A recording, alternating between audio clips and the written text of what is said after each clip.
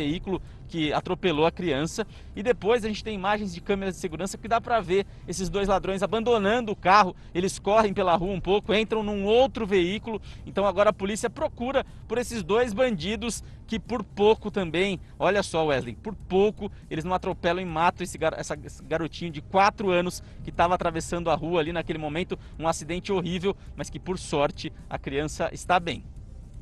Gente, olha só, né? Que situação, graças a Deus, né? A criança aí sofreu os ferimentos, passa bem, mas até um cuidado, um alerta para os pais, evite deixar as crianças na frente de casa, por mais que a rua muitas das vezes não tenha aquele movimento, aquele fluxo, mas o cuidado precisa prevalecer sempre para você evitar situações como essa.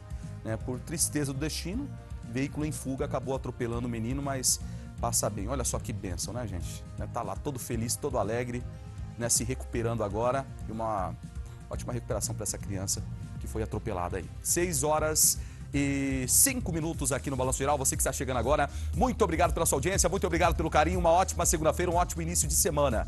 Trazendo informações agora, notícia ao vivo aqui de São Paulo, de um muro que caiu em cima de vários carros estacionados. O Pedro Leão conta tudo pra gente, inclusive, Pedro, está com um morador aí que teve a tristeza, o veículo ficou danificado, ficou no prejuízo. Mais uma vez, um bom dia para você.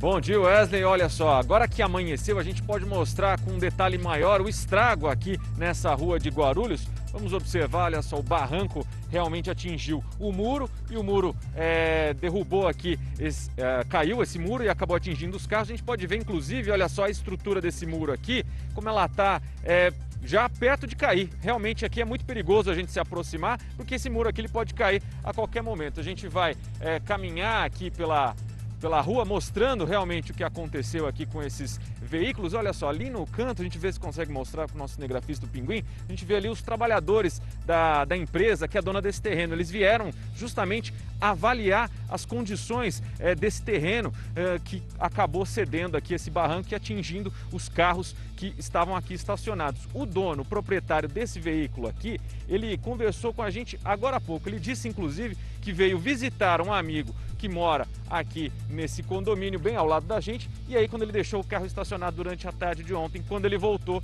já estava essa situação. Disse que fez um boletim de ocorrência, já conversou com o pessoal da empresa, porque ele disse que não tem seguro e agora vai esperar que o prejuízo dele seja ressarcido.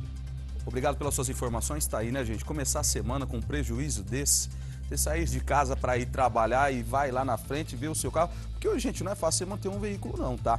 Desde o combustível, a peça, a troca de pneus, ainda mais o seguro, e ele não tem seguro, agora fica aí o prejuízo para esse trabalhador. Agora tem flagrante de acidente com um caminhão que inclusive o Lucas esteve acompanhando esse caso. Tem as imagens, produção, por gentileza, para a gente estar colocando na tela? Olha só, minha gente, um acidente que acabou acontecendo e nós vamos com as informações ao vivo com você, Lucas Carvalho. Olha, Wesley, o caminhão transportava grãos de cereal quando tombou numa estrada. Chovia na hora do acidente e por pouco, olha a imagem que impressionante, né? Por pouco o veículo não atingiu um poste da rede elétrica. Isso poderia ter causado uma tragédia, né? Poderia ter causado um acidente ainda maior. A carga ficou toda espalhada às margens da rodovia. De acordo com a Polícia Rodoviária Estadual, o motorista não se feriu. Felizmente, até você vai observando aí, olha, toda a carga espalhada, né? Caminhão que vinha acabou escorregando na pista porque chovia. Isso aconteceu na estrada entre as cidades de Francisco Beltrão e Itapejara do Oeste. É flagrante chegando do Paraná. Obrigado pelas suas informações. Agora são 6h08 aqui no Balanço Geral. Vem comigo para essa informação. Esse caso, até porque, gente, acredito que você pai, você mãe, deve pensar, né? Meu filho vai pra balada e muitas das vezes é nessas baladas que o amigo ou a amiga oferece aquele tipo de droga. A droga que acaba com famílias, que acaba com o futuro de muitos jovens e adolescentes de todo o nosso país. E uma nova droga composta por solventes e até respingos de solda está se tornando popular entre os jovens que frequentam as festas, as raves, os baile funks aqui na Grande São Paulo. O entorpecente, que está sendo chamada de um novo lança-perfume, pode deixar graves sequelas e também levar até a morte. Veja a reportagem. Falta de conexão com a realidade. O raciocínio lento, interrompido várias vezes durante a fala, tira o jovem do ar por alguns instantes. É uma São pessoas que têm tendência à esquizofrenia, né? Já é a consequência do uso da droga caseira e perigosa, associada a tantas outras. Um coquetel arriscado. Geralmente eles trocam os ingredientes originais por respingo de sol, da água de bateria, qualquer tipo de solvente. Seria uma nova versão do lança-perfume, usada com frequência entre os jovens em festas, raves e bailes funks, por ser mais barata e de fácil acesso. A primeira vez eu comecei a ouvir vozes, risadas, vozes finas. Nesse sítio de reabilitação de dependentes químicos, os efeitos já são conhecidos. Olha, eu percebo que eles piscam muito, né? E ele tem aquele esquecimento, aquele lapso de mente, entendeu? A gente fala alguma coisa, ele demora para processar e demora também para responder. O novo lança-perfume nada mais é que uma reedição de combinações explosivas usadas desde a década de 80 e que podem levar à morte. Substâncias como solventes orgânicos encontrados livremente no comércio e que, segundo os médicos, num primeiro momento trazem uma sensação de bem-estar e logo na sequência efeitos danosos. Solventes orgânicos, como ele acaba dissolvendo o tecido gorduroso, né? E o cérebro, todo o sistema neuronal, ele é envolto com gordura, né? E acaba dissolvendo partes do cérebro, né? Se o delírio é curto, os danos são mais intensos e prolongados. A fórmula, que leva até respingo de solda, pode provocar alucinações, surtos, paradas respiratórias, cardíacas e até morte súbita. Já tive parada cardíaca já perdi muitos amigos por causa dessa droga. Amigos que estavam tomando o mesmo copo. Assim que ele passou a lata, ele só baixou, escorou no muro e ficou por ali mesmo. Sem controle até para quem acha que entende do assunto, que domina o manejo das fórmulas. Já teve relatos de estudantes de medicina que achavam que sabiam o que estava fazendo e numa fórmula dessa, numas festas, cujo objetivo era sair, né, de uma vida estressante, teve relatos de mortes aí. Não começa porque o fim é triste, é horrível. É muito triste, né, gente? Nós acompanharmos jovens e adolescentes que têm um futuro brilhante pela frente, os sonhos interrompidos por conta dessas drogas que afetam a adolescência e a juventude. Porque assim, o pai e a mãe, ele procura dar conselhos para os seus filhos. Ó, meu filho, segue por esse caminho, vai por essa via, né? Não vá na onda dos seus amigos. Só que muitas das vezes o adolescente e o jovem acha que o pai e a mãe é quadrado. Não, meu pai e minha mãe é tudo quadrado. E não é assim que funciona, gente. O pai e a mãe só querem o seu bem. De repente você vai nessa balada, você vai em algum lugar, até porque nessa época não dá para ir mesmo. Evite companhias, amizades que querem estragar o seu futuro e a sua vida e pode até levar à morte. Essa nova droga, o lança-perfume, é feito de solventes e também respingo de solda. Agora, imagens impressionantes mostram o resgate de um homem do alto de um prédio na Grande São Paulo. Lucas Carvalho conta pra gente o que aconteceu. Vai lá, Lucas. Olha, a vítima ficou presa numa cadeira de manutenção enquanto subia pela parte de fora. A gente está observando aí o momento em que os bombeiros fazem esse resgate. Os bombeiros disseram que o homem faria uma manutenção ali no para-raios quando a cadeira deu um problema na altura do 5º andar.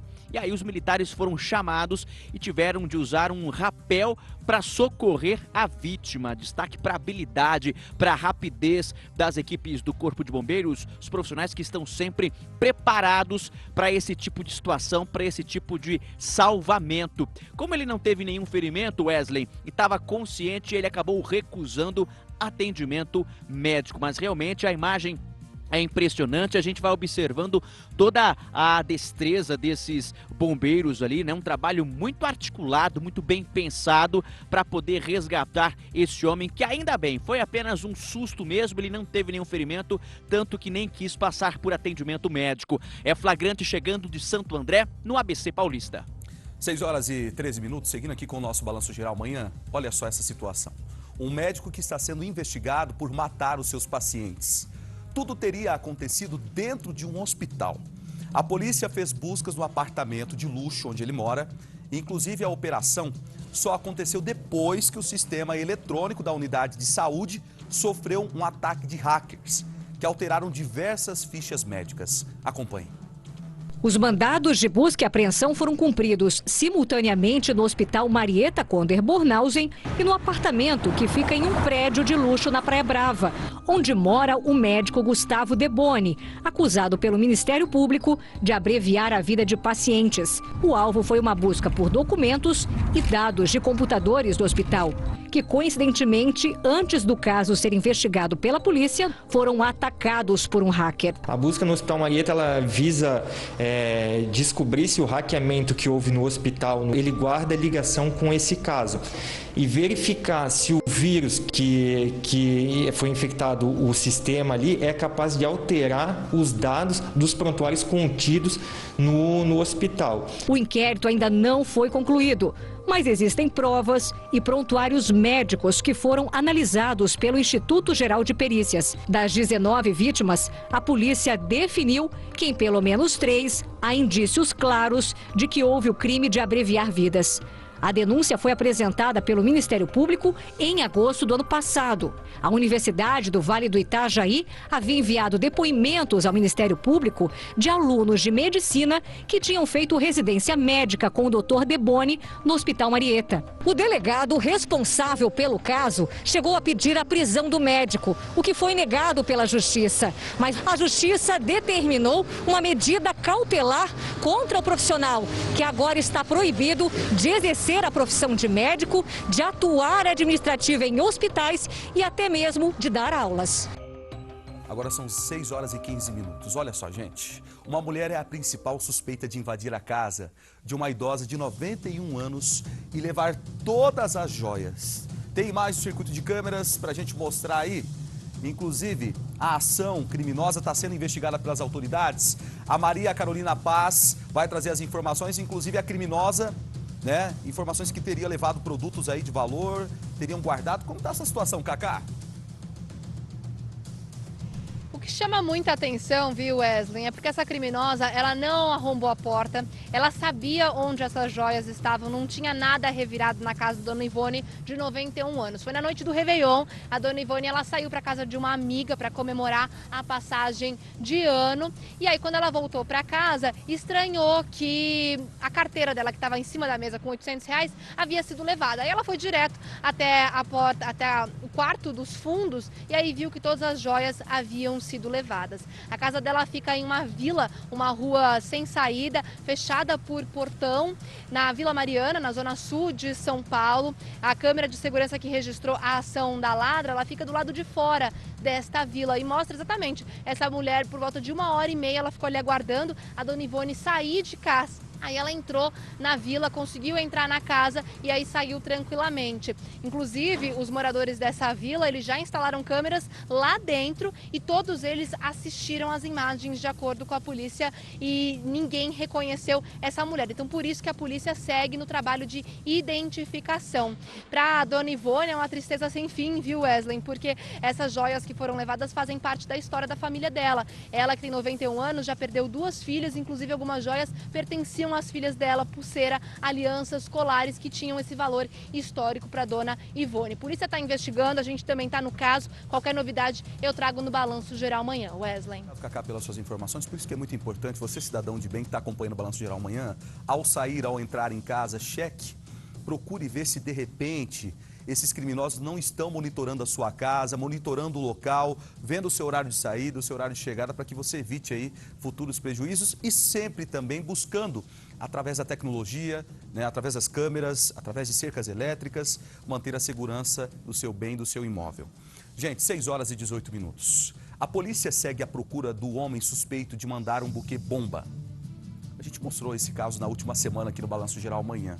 Desta mulher, a Edileuza, que foi passar as férias e ao retornar para casa, estava lá o buquê de flores, né? E o fato é o seguinte, esse homem que aparece na tela, ele tinha um relacionamento extraconjugal.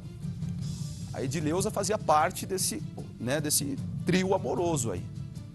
Só que eu acho que ele era aquele tipo de homem que ele não aceitava que ela tivesse uma outra pessoa. Mesmo ele estando casado, namorando ali, ele não queria que a Edileuza tivesse uma outra pessoa. se sentir o dono. Tem muitos casos de relacionamentos abusivos em que o homem se sente dono da mulher. E muitas das vezes não aceita o fim do relacionamento. A vítima ainda se recupera no hospital e corre risco de perder a audição. Nós temos a reportagem com mais detalhes para você. A polícia fez buscas na casa de parentes para tentar encontrar Eduardo Lazarim. Mas assim que for encontrado, Eduardo vai cumprir prisão temporária. Vai ser interrogado, vai contar a versão dele, vai permanecer à disposição da justiça. Na última terça-feira, Edileuza, ex-companheira de Eduardo, recebeu um buquê de flores e um presente. Ao abrir, foi surpreendida com um explosivo. Ela teve a barriga, os braços e o rosto feridos e ainda corre o risco de perder a audição. Aí na hora que eu abri, tirei o papel, aí era uma caixa de sapato. Só que aí começou a sair faísca. Eu até achei que era aquelas velhinhas que tem bolo assim, sabe, daquele jeito. Aí eu falei, nossa, fogo. Aí depois eu não lembro de mais nada. A polícia identificou o homem em menos de 3 dias. Eduardo foi reconhecido por testemunhas como o autor da tentativa de feminicídio. Além disso, um familiar confirmou que Eduardo sabia fabricar explosivos. Depois do crime, ele não foi mais visto. Segundo a polícia, os dois tiveram um relacionamento por cerca de 1 ano.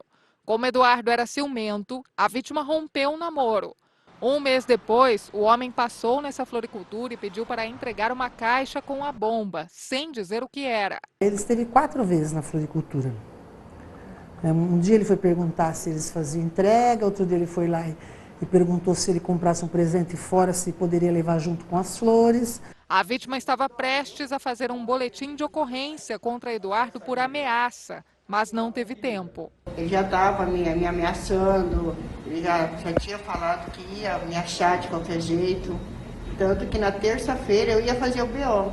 Cheguei a comentar com a minha sobrinha. Ele vai receber por duplo homicídio tentado, qualificado, pelo crime de perigo de dano, porque essas pessoas ficaram expostas lá. Os funcionários da floricultura, o motoboy, são vítimas também. 6 horas e 21 minutos e agora a gente traz para você esse caso. Cenas de um resgate emocionante. Um homem lutou por mais de 2 horas para não se afogar, depois de cair em uma empresa. Nós vamos conversar agora ao vivo com a Maiara Folco, que tem mais detalhes desse salvamento. Maiara, como esse homem foi parar nesse lugar tão perigoso? Bom dia. Oi, Peruca, bom dia para você, um ótimo dia a todos. De acordo com testemunhas, este homem estava ali bebendo, ficou com calor, porque estava uma tarde de muito calor, e resolveu então tomar um banho ali para se refrescar nessa represa, que é um local impróprio para esse tipo de atividade e fica na cidade de Cachoeira da Prata, na região central aqui de Minas. As pessoas que estavam em cima das pedras se desesperaram quando viram apenas os braços da vítima. Os banhistas tentaram ajudar e até arrumaram uma corda, mas o homem só foi resgatado mesmo após a chegada dos bombeiros. Os militares também ficaram surpresos porque o banhista ainda estava vivo depois de passar 2 horas e meia debaixo da água enfrentando a correnteza. A vítima foi puxada com cuidado, em seguida levada até as margens da represa e colocada numa maca. O homem tem 39 anos e foi levado consciente para o Hospital Municipal de 7 Lagoas. Teve apenas algumas escoriações pelo corpo e também um quadro de hipotermia por ter passado muito tempo debaixo da água. Peruca.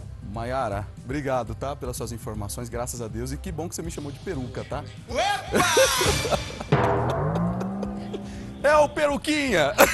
Desculpa! Ô, Maiara, é assim mesmo. Primeiro dia eu tô aqui estreando ainda, né? Até pegar o nome, Wesley, meu Deus do céu, mas é assim mesmo. Oh, desculpa. Não, Maiara, fica tranquila. Bom trabalho pra você aí, tá, querida? Mas é assim mesmo. Não, o pessoal vai confundindo aí um pouquinho, né? O Peruca tá de férias, volta em fevereiro, né, Peruca? Grande profissional, grande amigo nosso também. E a gente tem o maior respeito e a gente segue aqui no Comando Balanço Geral manhã. Tá bom, Maiara?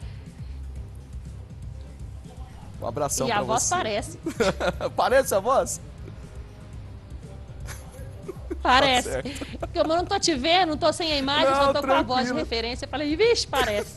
Tranquilo, então. Desculpa. Um abraço pra você e a todos aí. Gente, olha, É, ó, a galera tava chamando ó, o peruquinho aí, né? Inclusive, quando eu cheguei aqui na Record, a produção do Balanço Geral amanhã, queria colocar apelido em mim, rapaz. E aí foram começar com o negócio de peruquinha, de não sei o quê, porque meu nome é complicado, né? Wesley Tecchio. Aí falou, não, isso não é nome de gente, não, né? Veio lá do Mato Grosso. Vamos com notícia, vamos com informação, 6 horas e 24 minutos, chega de conversa fiada, vamos aqui trazendo detalhes de uma dupla de criminosos que invadiu uma oficina mecânica e furtou diversas ferramentas. Os bandidos levaram até o pneu de um carro que estava no conserto. O dono acredita que o crime foi planejado por um ladrão, que inclusive teria se disfarçado de cliente e esteve no local dias antes do furto. Vamos com a reportagem trazendo mais detalhes para você.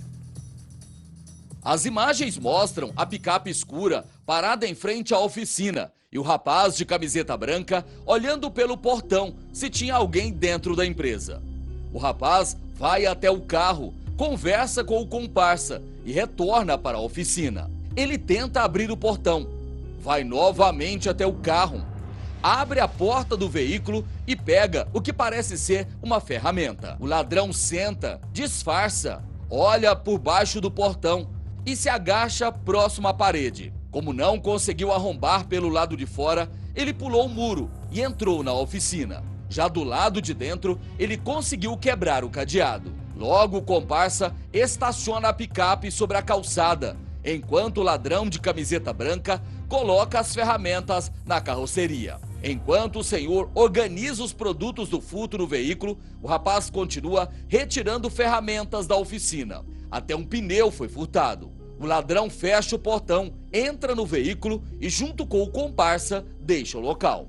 Foram levados um kit com 170 chaves, pneu de estepe de um cliente, além de balas de oxigênio. Revoltado, o dono da empresa suspeita que o crime tenha sido planejado por um suposto cliente que esteve no local dias antes fazendo um orçamento de lanternagem e pintura, mas que na verdade teria sido a desculpa para ver o que tinha de valor dentro da empresa. Apesar de ter registrado ocorrência da Polícia Civil, o dono da oficina diz que está investigando por conta própria para descobrir quem são os ladrões. Ele deve ter lá mais ou menos seus 56 a 60 anos mais ou menos de idade. Já a cabelo tá branquinha. Papai deve ter a média ali dos seus 25 a 27 anos de idade mais ou menos. O dono da oficina diz que investigando por conta própria, descobriu quem é o rapaz que entrou na empresa. Agora, o empresário tenta identificar o motorista da picape de cerca de 60 anos. Como o vigia que fica no local tinha acabado de sair, a suspeita é de que os ladrões estavam monitorando a empresa. Que eu quero mais rápido possível encontrar o velho da picape, porque ele vai ter que, pegando ele entrega as ferramentas. Agora são 6 horas e 26 minutos. Agora vamos com esse caso, essa notícia de um professor que deixou cair quase R$1.000 em uma padaria. Mas ele não percebeu, né? E foi embora. Deixou cair lá os milão, foi embora. Só que essa história teve uma reviravolta. Lucas Carvalho, né? Um outro cliente aí acabou encontrando dinheiro e devolveu pra ele. É isso, Lucas? Explica pra gente essa história. É isso, Wesley. Ainda tem gente boa no mundo, felizmente. Depois que o professor deixou o dinheiro cair da carteira, um senhor de idade encontrou. Tudo foi registrado pelas câmeras de segurança e a gente tá colocando na tela agora para quem acompanha o Balanço Geral amanhã. Pra sorte desse cliente distraído, o homem que encontrou os quase R$1.000 pegou ali o dinheiro do chão e entregou para as funcionárias do caixa. E aí, mais tarde, o professor voltou lá e conseguiu recuperar essa graninha que para ele ia fazer falta, né? E aí tem mais, Wesley. O professor ficou tão feliz que deu até R$100 para uma mulher que estava pedindo dinheiro ali perto da padaria. Wesley. Obrigado pelas suas informações. 6h27, ainda existe gente boa nesse mundo, né? Com tanta tragédia, tanta notícia ruim, ainda tem ser humano, não é verdade? Foi lá, devolveu o dinheiro para esse senhor e ele não ficou no prejuízo. Agora me dá a imagem de uma mulher que reagiu a uma tentativa de assalto. O suspeito chegou de moto e abordou a vítima, mas ela atravessou a rua e lutou com o criminoso. O bandido só foi embora depois que a vítima jogou a bolsa por cima de um muro. Veja só. A mulher está a caminho do trabalho quando o motociclista se aproxima. Ela atravessa a rua. Ele vai atrás, tenta pegar a bolsa. Ela reage. O homem desce da moto. A mulher o empurra e corre. Joga a bolsa no chão. Em meio a tapas, o assaltante consegue pegá-la e volta para a moto. Tenta arrancar, mas a mulher vai atrás, segura a moto, pega a bolsa de volta e joga por cima do muro de uma casa. Só depois disso, o ladrão vai embora. Eu não estava preparada para a situação. Aí eu tomei a bolsa segurando a camisa dele e tentei jogar ela pelo muro. Eu me vi naquela situação que eu estava com dinheiro que nem era meu. A empregada doméstica que reagiu já havia sido assaltada uma vez e ficou sem o celular. Desta, ela conseguiu recuperar a bolsa e os R$300 que estavam guardados lá dentro. O recomendado pela polícia é nunca reagir em situações como esta. Para este especialista em segurança, a mulher correu um grande perigo. Nesse contexto, o mais racional, por mais que você perca o equilíbrio, a serenidade, a sua adrenalina esteja em alta, você deve, de forma alguma, reagir a essa ação criminosa. Ela não se machucou, mas sabe que agiu de maneira errada e que a história poderia ter terminado mal. Não recomendo isso para ninguém de forma alguma, porque é muito perigoso fazer isso. E isso aí a pessoa tem que ter sangue frio, tem que ter força também, física infelizmente tem que ter.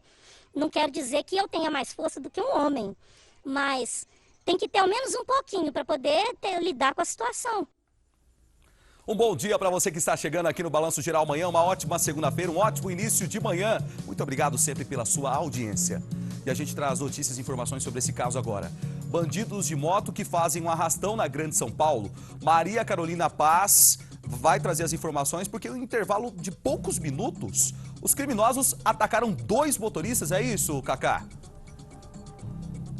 Exatamente, arrastão, né, Wesley? As câmeras de segurança registraram o momento, flagraram tudo. Uma câmera de segurança mostra o momento em que o motorista do carro preto percebe manobra suspeita do motoqueiro, acelera e consegue escapar. O do veículo branco, que vinha atrás, não teve mesma sorte. Um dos assaltantes sacou a arma, apontou em direção a ele e uma outra moto com 2 comparsas encostou do lado do motorista, enquanto a moto do criminoso armado foi para a porta do carona. Eles fizeram a limpa nos ocupantes do veículo. Nesta outra câmera, o motorista do carro preto, bem próximo ao local do primeiro assalto, começou a dar marcha ré quando ele foi surpreendido pelos ladrões. Um deles abriu a porta do carona, entrou no veículo e pegou todos os objetos que encontrou. Logo depois, a vítima saiu do carro e foi obrigada a abrir o porta-malas. Só quando os assaltantes foram embora, ele entrou novamente no carro. O dono do veículo estava saindo de casa em Santo André no momento do arrastão e ele chegou a contar pra gente que os criminosos pediram para o idoso entrar no porta-malas, mas depois desistiram da ideia.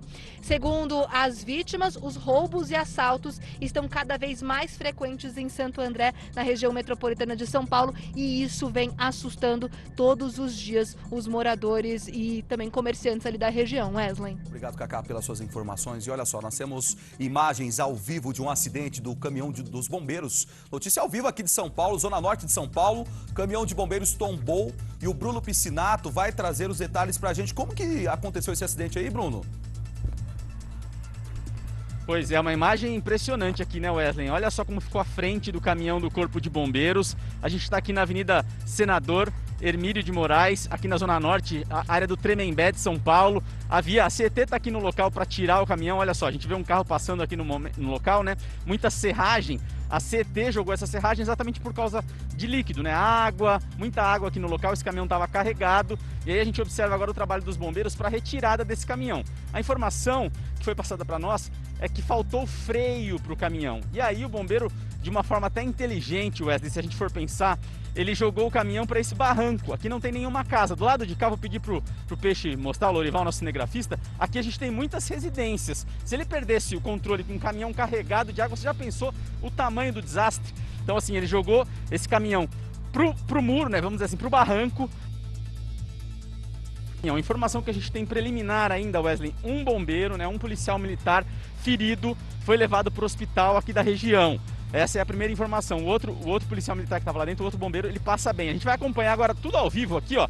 Tá chegando uma carreta guincho do Corpo de Bombeiros. A gente tem uma da CET ali em cima e agora uma guincho do Corpo de Bombeiros para a retirada desse caminhão. Um caminhão pesado, mesmo toda a água tendo vazada, né, do tanque desse caminhão do Corpo de Bombeiros. É um caminhão é uma remoção complicada. Esse trecho da avenida aqui no extremo da Zona Norte de São Paulo, no Tremembé, ela está parcialmente interditada e a gente vai acompanhando todo o trabalho da CET e também do Corpo de Bombeiros. Olha lá em cima, a gente pode observar um bombeiro retirando todo o equipamento, né? As macas, que são equipamentos típicos desses carros que são utilizados em salvamento, né? E agora o bombeiro está retirando todo esse equipamento para aí sim guinchar esse carro.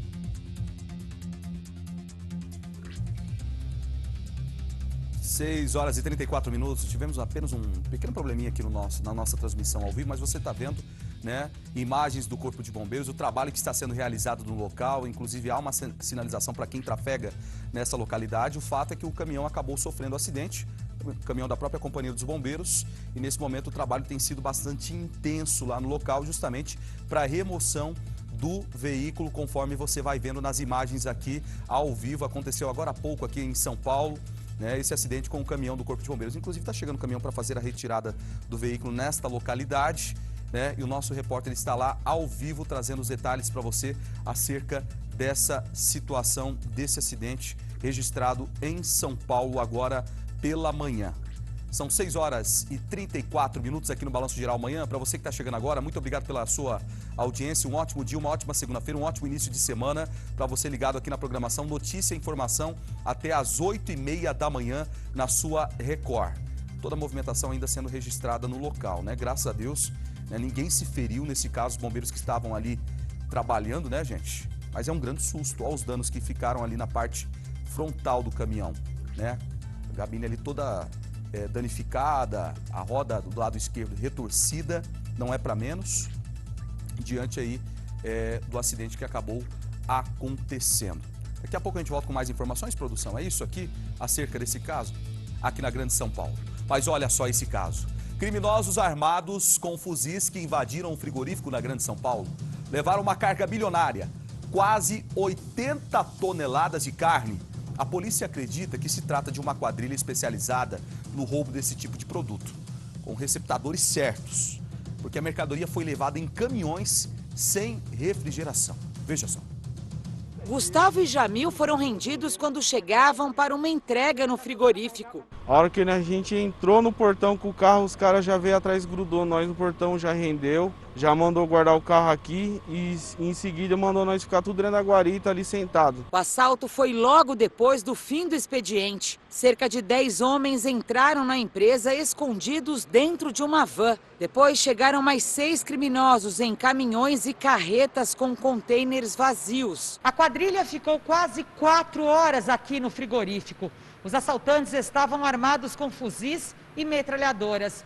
Eles renderam os funcionários, desativaram todas as câmeras de vigilância e roubaram entre 50 e 80 toneladas de carne. Os homens esvaziaram algumas das câmaras frias. Nesta não sobrou uma única peça de carne. Levaram carne de primeira qualidade, que é o que a gente produz. Produto acabado, picanha, filé mignon, contrafilé, só carne de primeira. A carga levada está avaliada em no mínimo